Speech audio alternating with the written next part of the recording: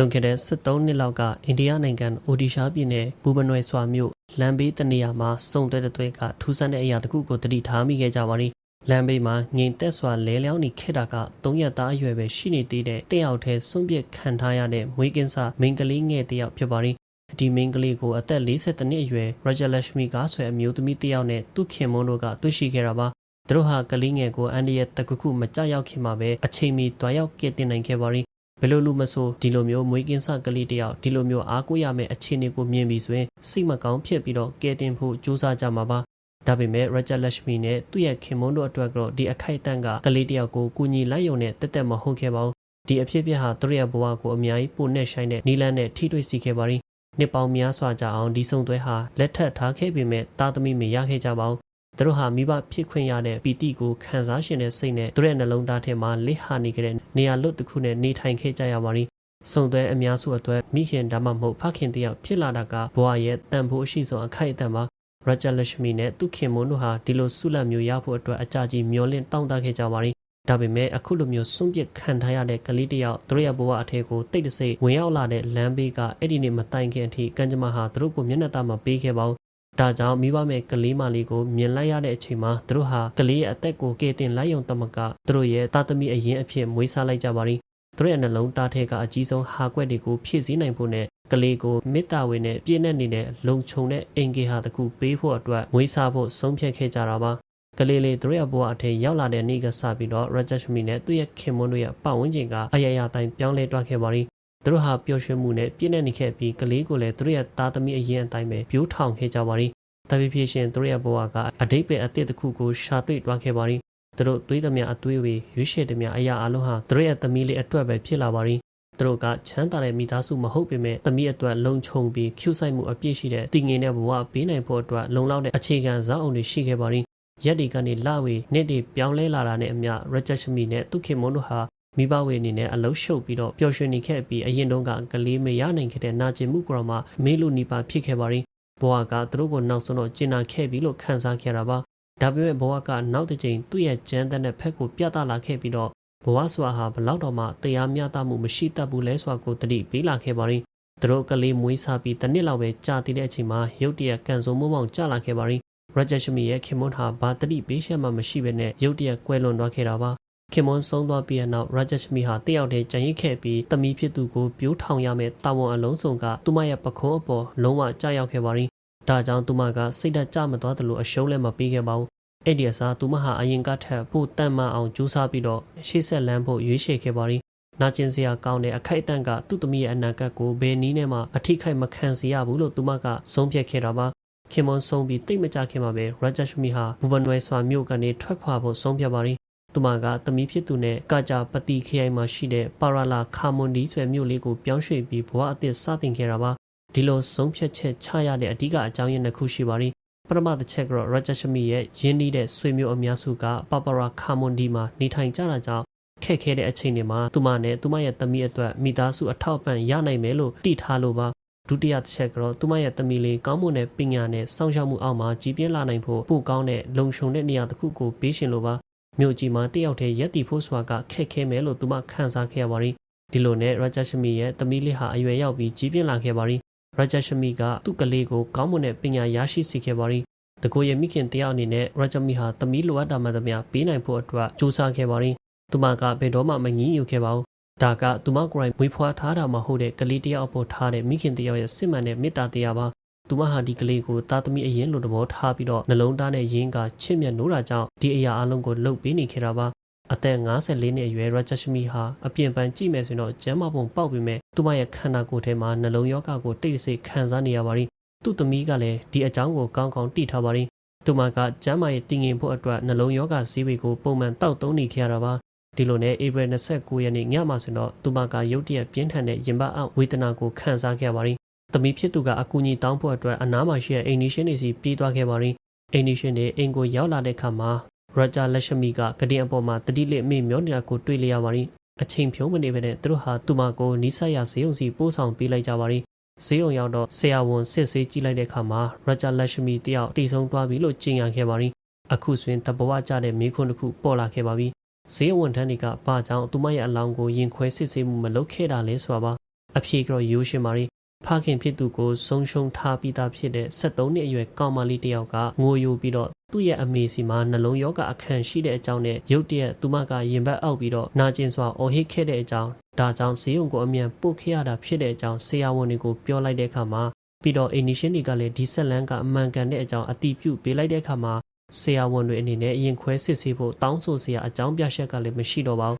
ဒါကြောင့်ရဂျာလက်ရှမီရဲ့အလောင်းကိုဘာရင်ခွဲစစ်ဆေးမှုမှမလုပ်ဘဲနဲ့ဈေးရုံကနေပြန်လဲတဲထုတ်ပေးလိုက်ကြပါရီအဲ့ဒီနောက်သမီးဖြစ်သူကဘူဘာနွယ်ဆွာမြို့မှာရှိတဲ့ဆွေမျိုးတွေကိုအကြောင်းကြားပြီးတော့နောက်ဆုံးခီးစီစဉ်ဖို့အတွက်ရဂျာလက်ရှမီဒေဝီရဲ့အလောင်းကိုအဲ့ဒီကိုတည်ဆောင်သွားခဲ့ကြပါရီမိသားစုတွေကလည်းသူမဟာနှလုံးရောဂါကြောင့်တည်ဆုံသွားတာဖြစ်တယ်လို့လက်ခံခဲ့ကြပါရီဒီလိုနဲ့မိသားစုအလုံးကရဂျာလက်ရှမီရဲ့နောက်ဆုံးစပနအခမ်းအနားကိုပြီးမြောက်အောင်ဆောင်ရွက်ခဲ့ပါရီအရာအလုံးပြီးသွားပြီလို့ထင်ရပြီးဘဝကလည်းရှေ့ဆက်သွားတော့မဲ့ပုံပေါက်နေပါရီဒါပေမဲ့ဒီကိစ္စအလုံးရဲ့အလယ်မှာရဂျာလက်ရှမီရဲ့မောင်ဖြစ်သူရဲ့စိတ်ထဲမှာစင်တော့တန်တရားအသေးစားလေးတစ်ခုတပိပိရှင်ကြီးထွားလာခဲ့ပါရီအဲ့ဒီတန်တရားတစ်ခုထဲကပဲနှစ်ပတ်အတွင်းမှာဒီအမှုရဲ့ဥတီချက်တစ်ခုလုံးကိုပြောင်းလဲပစ်ခဲ့တာပါရဂျာလက်ရှမီဒေဝီရဲ့စပနပြီးဆုံးသွားတဲ့အချိန်မှာတော့နှစ်ပတ်နီးပါးကြာမြင့်ခဲ့ပါပြီဒါပေမဲ့ဧပြီ30ရက်နေ့ကတည်းကသူမရဲ့မောင်ဖြစ်သူရှီဘာပရာစစ်မက်ရှာဟာစိတ်မဖြောက်ဖြစ်နေခဲ့ပါရီသူ့အမတိတ်ဆုံးတဲ့ပုံစံကအရန်ကိုရိုးရှင်းနေခဲ့ပြီးတော့ရှင်းလင်းလွန်းနေကတကခုမားတယ်လို့သူထင်ခဲ့ပါရီ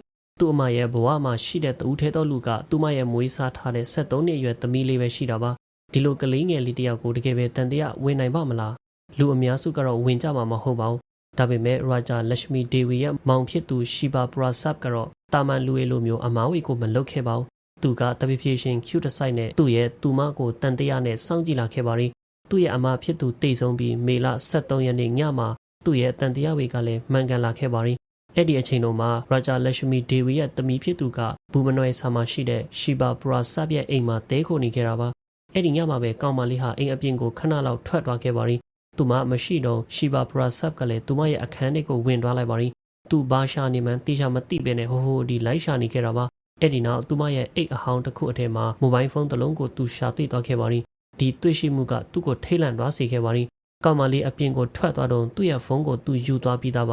ါဒါဆိုရင်ကြံခဲ့တဲ့ဒီဖုန်းကဘယ်သူ့ရဲ့ဖုန်းများလဲရှီဘာပရာဆပ်ကဖုန်းကိုအမြန်ဆုံးဖွင့်ကြည့်လိုက်ပါရီသူမြင်လိုက်ရတဲ့အရာတွေကသူ့ရဲ့တကိုယ်လုံးကိုတုန်လှုပ်သွားစေခဲ့ပါပြီဖုန်းမျက်နှာပြန်ပေါ်မှာရာဂျာလက်ရှမီရဲ့သမီးအင်စထရာဂမ်စကားပြောခန်းတွေကိုတွေ့လိုက်ရပါရီဒါဝေကိုဖတ်လိုက်တဲ့အခါမှာသူ့ရဲ့ကြောက်ရွံ့မှုတွေကပုံမကြီးထွားခဲ့ပါရီ73နှစ်အရွယ်ကောင်မလေးကယောက်ျားလေး2ယောက်နဲ့ပေါင်းပြီးတော့သူ့ရဲ့မွေးစားမိခင်ကိုတပ်ဖြတ်ဖို့အတွက်စနစ်တကျကြံစီထားတဲ့စာဝေကိုဖုန်းထဲမှာသူတွေ့လိုက်ရတာပါမက်ဆေ့ဝေအထက်မှာဆိုရင်ရာဂျာရှမီဒေဝီရဲ့ရွှေဝေနဲ့ပိုက်ဆံတွေကိုခိုးယူဖို့အတွက်ကိစ္စတွေတော့မှပါဝင်နေခဲ့တာပါအဲ့ဒီ Instagram စကားပြောခန်းတွေကိုမြင်လိုက်ရတဲ့အခိုက်အတန့်မှာပဲရှီဘာပရာဆပ်က10မိနစ်တောင်အချိန်မဖြုံးခဲ့ပါဘူးဘယ်သူကမှမပြောဘဲနဲ့မေလ14ရက်နေ့မနေ့အစောကြီးမှာပဲပါရာလာခါမွန်ဒီရဲစခန်းကိုတန်းပြီးတွားလိုက်ပါရီသူရှာတွေ့သမျှအရာအလုံးကိုရဲဝေအားပြသခဲ့တာပါဒီစကားပြောခန်းတွေကိုအခြေခံပြီးတော့ရဲဝေကလည်းလေးမြစွာနဲ့အရေးယူဆောင်ရွက်ခဲ့ပြီးရာဂျာလက်ရှမီရဲ့သမီးနဲ့အတူသူ့ရဲ့ကြံရပါအမျိုးသား2ယောက်ကိုမကြခင်မှာပဲဖမ်းနိုင်ခဲ့ပါရီဒါပေမဲ့ဒီကောင်လေး2ယောက်ကဘယ်သူလဲပြီးတော့သူတို့3ယောက်ကဘာကြောင့်ရာဂျာလက်ရှမီဒေဝီအပေါ်မှာဒီလောက်အထိကြီးမားပြီးတော့ဝမ်းနည်းဖို့ကောင်းတဲ့ဆုံးဖြတ်ချက်မျိုးချခဲ့တာလ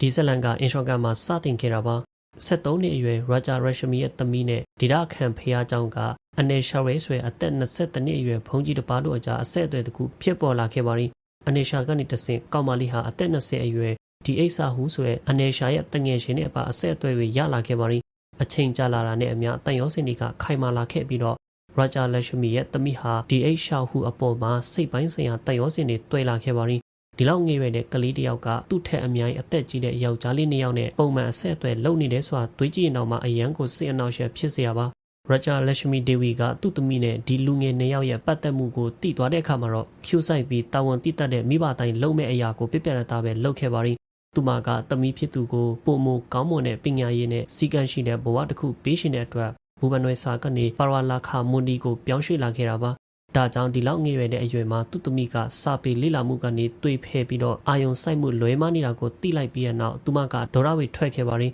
ီရာဂျာလက်ရှမီဒေဝီကဒီကိစ္စနဲ့ပတ်သက်ပြီးသူ့ရဲ့မောင်ဖြစ်သူရှီဘာပရာဆပ်ကိုလည်းပြောပြခဲ့ဖူးပါရီဒီစကားဝိုင်းကသူ့မရဲ့စိတ်ထဲမှာဆွဲကြံရစ်နေခဲ့တာပါနောက်ပိုင်းမှာရှီဘာပရာဆပ်တယောက်သူ့မနဲ့ပတ်သက်တဲ့အရာရာတိုင်းအပေါ်စိတ်မသက်မသာဖြစ်ပြီးတော့တန်တရားဝင်လာရတဲ့အဓိကအကြောင်းရင်းတွေအထက်ကတစ်ခုဖြစ်လာစေခဲ့ပါရီ မိဘတွေကသူတို့ရဲ့ကလေးလမ်းမရောက်နေပြီလို့ခံစားရတဲ့အခါမှာဆိုရင်တက်ကြတာကတဘောပါဒီလိုနဲ့အခြေအနေတွေကတပိဖိရှင်ဆိုးရွားပြီးမာရွတ်လာခဲ့ပါရီမိခွန်းကတော့ရုရှားလက်ရှမီရဲ့သမီးအနယ်ရှာရဲနဲ့ဒီအိဆာဟူတို့ရဲ့ရွေးချယ်မှုတွေကဘယ်လိုလုပ်ပြီးတော့ဒီလောက်ထိတုံလုံးစီရကောင်းပြီးတော့ဝန်내ဖွဲ့အဆုံးသက်စီကိုဦးတည်သွားစီခဲ့တာလဲဆိုတာပဲဖြစ်ပါရီဒါကိုနားလည်ဖို့အတွက်ဧပြီလ29ရက်နေ့ညစီကိုပြန်သွားပြီးတော့အဲ့ဒီညကချမှတ်ခဲ့တဲ့ဆုံးဖြတ်ချက်ကိုတည်တည်ရှာလေ့လာကြည့်ရမှာဖြစ်ပါရီအထူးသဖြင့်အနယ်ရှာဟာဒရထွက်ပြီးစိတ်ပြက်နေခဲ့တာပါသူနဲ့သူ့သမီးဆက်သွယ်နေတာကိုရာဂျာလက်ရှမီဒေဝီကအမြဲတမ်းကန့်ကွက်နေတာသူမကြိုက်ပါဘူးသူမကသမီးဖြစ်သူကိုအနယ်ရှာနဲ့ရောစာဟူနဲ့ပါဆက်ဆံရေးအပေါ်တင်းကျပ်တဲ့ကန့်သက်ချက်တွေထားရှိခဲ့ပြီးတော့ဒါဟာသူတို့ကိုမပြောမရွှင်ဖြစ်စေခဲ့ပါရီအဲ့ဒီအချိန်အနယ်ရှာကကောင်းမလေးကိုကြောက်စရာကောင်းတဲ့စကားတစ်ခွန်းပြောလိုက်ပါရီငါတို့ရဲ့အတူတူရှိရှိနေဆိုရင်နေ့အမေကိုငါတို့ရဲ့လမ်းကနေဖေရှားပြစ်မှရမယ်နေ့အမေစီမှာရွှေဝေပိုက်ဆံတွေရှိတယ်လို့နင်ကိုယ်တိုင်ပဲပြောခဲ့တာနော်သူသားမရှိတော့ဘူးဆိုရင်ရွှေဝေငွေဝေအားလုံးကငါတို့ရဲ့အပိုင်ဖြစ်လာမှာအဲ့ဒီအခါကျရင်တော့ငါတို့အတူတူနေတာကိုဘယ်သူမှသားနိုင်တော့မှာမဟုတ်ဘူးဆိုပြီးပြောလိုက်ပါရီသူမယုံကြည်ရတဲ့ကောင်လေးစီကနေဒီအန်ဒီရဲ့များတဲ့အကြံဉာဏ်ကရုရှားလက်ရှမီရဲ့သမီးစီကိုလင်းမြစွာနဲ့ပဲဝေခွဲမရဖြစ်စေခဲ့ပါရီအဲ့ဒီအချိန်သူမရဲ့သွေးခေါ်မှုကဝေဝါးသွားခဲ့ပါပြီလမ်းဘေးမှာသူမကိုတွေးခဲ့ရပြီးတော့ရင်ခွင်ထဲကနစ်များစွာမိဘမေတ္တာအစစ်နဲ့ပြိုးထောင်ပေးခဲ့တဲ့အမျိုးသမီးကြီးကိုသူမကမေ့လာခဲ့ပါရီတပိပိနဲ့သူမရဲ့မွေးစားမိခင်ကိုကာကွယ်ပေးသူတရားအဖြစ်မမြင်တော့ဘဲနဲ့သူမရဲ့လန်ခီမှာအနောက်အရှက်ပေးနေတဲ့ပြဿနာတစ်ခုအဖြစ်မြင်လာတော့ပါရီဒီလွဲမတဲ့တွေးခေါ်မှုကြောင့်ရုရှားလက်ရှမီရဲ့သမီးဟာအနယ်ရှာနဲ့ဒီ8တို့နဲ့ပူးပေါင်းပြီးတော့ Instagram မှာအစီအစဉ်တွေစဆွဲတော့ပါရီသူမကနောက်ထပ်ဖုန်းတစ်လုံးကိုအသုံးပြုပြီးတော့သူတို့နဲ့လိုဝက်စကားပြောခဲ့ပါရီရုရှားလက်ရှမီဒေဝီတိတ်ဆုံးအောင်ဘယ်လိုလုပ်ကြမလဲဆိုတာကိုဆွေးနွေးခဲ့တာပါအစီအစဉ်အတိုင်းပဲဧပြီလ29ရက်နေ့ညအစာနွေးနေတဲ့အချိန်မှာရာဂျာလက်ရှမီရဲ့သမီးဂရိုင်းကအိတ်စီအများအပြားကိုသူ့အမေရဲ့အစာအသောက်ထဲရောထည့်ပစ်ပါရီဒါဝေလုတ်ပြီးနောက်စပွဲပိုင်းမှာထိုင်ပြီးတော့သူ့အမေနဲ့ထမင်းစားပါရီသူမကပုံမှန်အတိုင်းပြုံးရည်နေခဲ့ပြီးတော့ကြောက်ရွံ့မှုဒါမှမဟုတ်အပြစ်ရှိတဲ့စိတ်အရေးအယောင်တစ်ခုမှမပြခဲ့ပါဘူးသူမရဲ့တရုပ်ဆောင်ကောင်းလွန်းတာကြောင့်မိခင်ဖြစ်သူကတစ်ကြိမ်တစ်ခါမှတန်တရားမဝင်ခဲ့ပါဘူးဒီလိုနဲ့အငှက်ဆာစားပြီးမကြခင်မှာပဲရာဂျာလက်ရှမီဒေဝီဟာကတင်အပေါ်မှာလဲချလိုက်ပြီးတော့တပိဖြည့်ရှင်တတိလက်မေ့မျောသွားခဲ့ပါရီဒီအခြေအနေကိုရာဂျာလက်ရှမီရဲ့သမီးတိလိုက်တာနဲ့သူမဟာအနယ်ရှာနဲ့ဒီအိတ်ကိုချက်ချင်းပဲဖုန်းခေါ်တော့ပါရီသူ့စီကနေဖုန်းလက်ခံရရှိပြီးတဲ့နောက်ကောင်လေးနှစ်ယောက်ကအိမ်ကိုရောက်လာကြပါရီကောင်မလေးကတခါဖွင့်ပေးပြီးတော့သူတို့ကိုအိမ်အထဲတိတ်တဆိတ်ပေးဝင်လိုက်ပါရီအဲ့ဒီအချိန်ရာဂျာလက်ရှမီဒေဝီကကတင်အပေါ်မှာတတိလက်နေခဲ့ပါပြီမကြခင်ကနေရှာနဲ့ဒီအိတ်နဲ့ရာဂျာလက်ရှမီတို့ရဲ့မွေးစားသမီးဟာသူမရဲ့အခန်းထဲကိုအတူတူဝင်ကြပါရီသူတို့ကအနားမှာရှိတဲ့ခေါင်းကိုယူပြီးတော့သူမရဲ့အသက်ကိုအဆုံးသတ်လိုက်ကြတာပ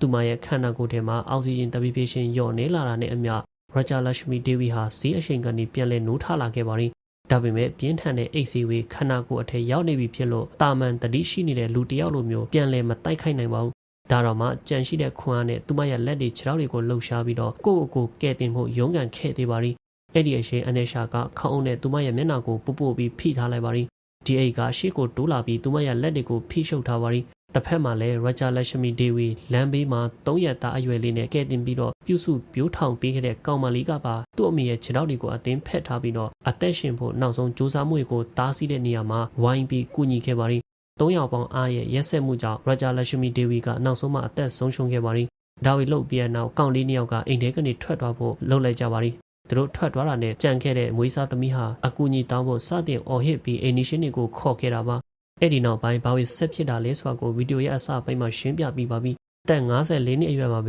ရာဂျာလက်ရှမီဒေဝီဟာသူမအယုံကြည်ခဲ့တဲ့မွေးစားသမီးကြောင့်အသက်ဆုံးရှုံးခဲ့ရပါရီအမှန်တရားဝေပေါ်လာတဲ့အခါမှာဒေတာအတွင်းတမန်ကတနိုင်ငံလုံးကပါတုံ့လောက်သွားခဲ့ပါရီလူတော်တော်များယုံကြည်ကြတာကတော့ဒီကောင်မလေးကသာရာဂျာလက်ရှမီဒေဝီရဲ့တာသမီအရင်ဖြစ်ခဲ့မယ်ဆိုရင်သူ့အမေအပေါ်မှာဒီလိုရက်ဆက်တဲ့အလုပ်မျိုးဘယ်တော့မှလုပ်နိုင်မှာမဟုတ်ဘူးဆိုတာပါဒါပေမဲ့ဒီကနေ့ခေတ်ကမ္ဘာမှာဆိုတော့ဘယ်သူကဘာလုပ်နိုင်တယ်ဘာမလုပ်နိုင်ဘူးဆိုတာပြောဖို့အရန်ကိုခက်သွားပါပြီဒါကြောင့်ဒီအမှုမှာပိုကြီးမားတဲ့ပြဿနာကမွေးစားရှင်တစ်ခုတည်းမဟုတ်ပါဘူးတကယ်မေခွန်းက73နှစ်အရွယ်ကလေးတစ်ယောက်ရဲ့စိတ်နေစိတ်ထားပါဒီလောက်ငယ်ရွယ်တဲ့ကောင်မလေးကဘယ်လိုလုပ်ပြီးတော့ဒီလိုကြီးမားတဲ့ရာဇဝမှုတစ်ခုကိုအေးအေးဆေးဆေးစီစဉ်ပြီးပါဝင်ကျူးလွန်နိုင်ခဲ့တာလဲလေ့ကျင့်ထားတဲ့တရုတ်ဆောင်တယောက်လိုမျိုးအိမ်နီးချင်းတွေဆွေမျိုးနဲ့ဆရာဝန်တွေကိုတော့မှလှည့်စားပြီးတော့ဟန်ဆောင်ခဲ့ပါရီပြီးတော့သူ့အမေရဲ့အလောင်းကိုရင်ခွဲစစ်ဆေးမှုမလုပ်ဘဲနဲ့မီးတကြိုနိုင်အောင်သူမဘယ်လိုလုပ်ပြီးတော့တရုတ်ဆောင်နိုင်ခဲ့ရတာလဲဒီအမှုနဲ့ပတ်သက်ပြီးတည့်ရမြင်ကို comment ထဲမှာဝင်ရောက်ရေးပေးသွားနိုင်ပါရီကြည့်ရှုပြပရိသတ်များအားလုံးကျေးဇူးအထူးတင်ရှိပါခင်ဗျာ